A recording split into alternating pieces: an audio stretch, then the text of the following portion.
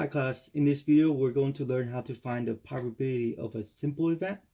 When you find the probability of an event, you find the chance of it happening or likeliness of it happening. And with some event, you can actually find the numbers and the probability.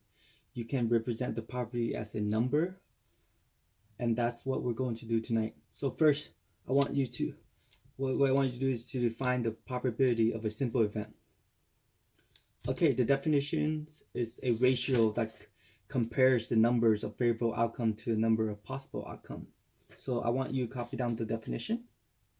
Okay, so we have the ratio in the past, and that's what we're going to do when you find the probability. You go to compare the favorable outcome, and that's the numerators, and you will find the overall numbers of an outcome. Copy down the formula because this is what you're going to find. You do to find the probability. So the probability that P stands for some event, whatever you're trying to figure out in the parentheses, and that equals the number of favorable outcome, whatever you're trying to figure out or what you're trying to find the probability of. That goes on top, and then over the possibility outcome that can happen goes on the bottom. Then just like any other fraction, you have to simplify, and then you are done. And using that fraction, we can use this diagram to measure the likelihood that the event will occur. The probability will represent from 0 to 1 in this diagram. So I want you to take some time to copy this down. With the fraction, we can find if a certain event is impossible, unlikely, equally likely, or certain for that certain event. And that represents from 0 to 1. In between, it would be fractions or percentage. Okay, let's start with an example of finding the probability of a number cube.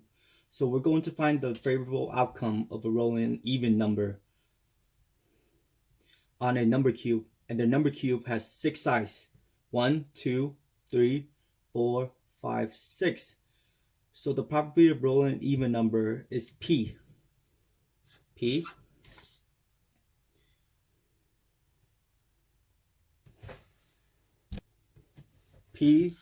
over parentheses of an even number equals